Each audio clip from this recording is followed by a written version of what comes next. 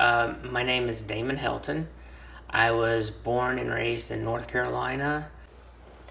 So, my time at Scott Air Force Base was a very short lived time. My entire military career was 38 months, just right over the 3 year mark to receive any type of benefits at all. Um, the reason it was so short lived was due to PTSD. The PTSD was brought on from MST, which is military sexual trauma. When the incidents happened, I pretty much shut down. I didn't care about anything that went on. I kind of was the person that went against the grain of the rules and the regulations of the military. I was rebelling because I had no outlets. I didn't have anybody I could talk to. So it was bad. It got worse before it got better.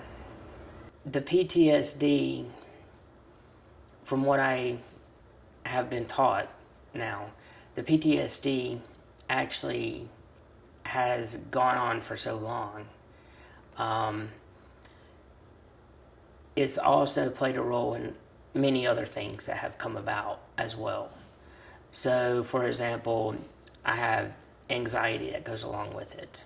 I have paranoia. From the type of trauma that I went through, people getting around me too close into my bubble. People passing by me is one thing. People standing behind me is a different thing. People standing too close to me for too long. People even driving behind me. The paranoia is there now. And if I'm in a cycle of PTSD for too long, it can actually trigger another symptom that I have with disassociation. So I went to the VA and I started getting mental health treatment for this. So I started doing a little bit of research. I saw a couple times and remembered, like, hey, they're service animals. I wonder if they have a service animal for PTSD. So I did a little bit of research, looked through the VA, see if they offered service animals for PTSD, and looked around for local agencies. And so that's my journey on starting to find a dog to help me manage PTSD for times that I'm starting to freak out, times I can't get calmed down quick enough, or the paranoia is starting to set in. That's whenever I needed someone to be there, because it got to a point where I wasn't leaving my house. I always needed someone with me whenever I would go out, or I would not go out. So in terms, I became a hermit. So I applied to get a service animal in 2016. And some of the challenges that I ran into is the supply and demand, because there are not enough agencies to meet the demand for a service animal. The VA does not provide the service animal for veterans. So I went and I found Semper Canine online, which is located in Quantico, Virginia. And with that, I was able to fill out an application. And with the supply and demand, I waited for almost 5 years. So finally, I get the call from Chris from Semper Canine. He is the head trainer. He's the guy who runs the show. He says, hey, we are ready for you.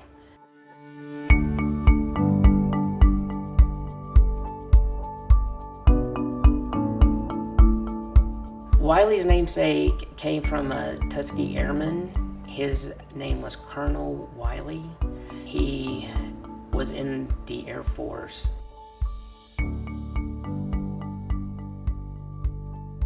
Wiley's a professional. He was also trained in the prison system.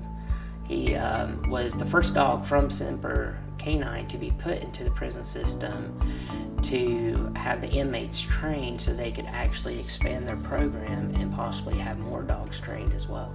He's got two personalities. When he is fully dressed and he's in his uniform, ready to go, he is all work. I will be standing somewhere if I need some coverage behind me. There's actually a command cover, and he can go behind me, and it gives me some space behind me. He will like actually nudge into me and give me that reassurance that, you know, it's okay. There's been times where we've gone into a store and I'm like, no, this is not working out. He and I, you know, we'll go somewhere and we just like get down on the floor and we just have our moment. Sawyer, my daughter, and Wiley are just like brother and sister. They get along so well. They play. Sawyer used to dress him up like in outfits with hats and stuff like that, and he will sit there or lay there and he will let her dress him up. Actually, he's so funny, he will help clean her room by picking things up. So that command, Wiley get, he picks stuff up off the floor and helps clean her room. That's her way of cheating her chores. So I am 100% disabled, but I do volunteer my time painting and doing artwork. It is a very therapeutic thing for me to do. I believe in giving back what you've been given.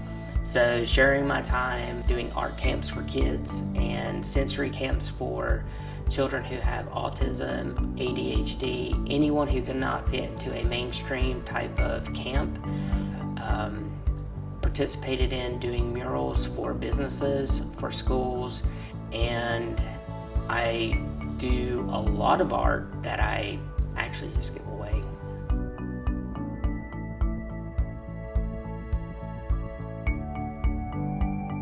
Wiley would probably tell me food. He would. Other than that, he would probably say, "I love you."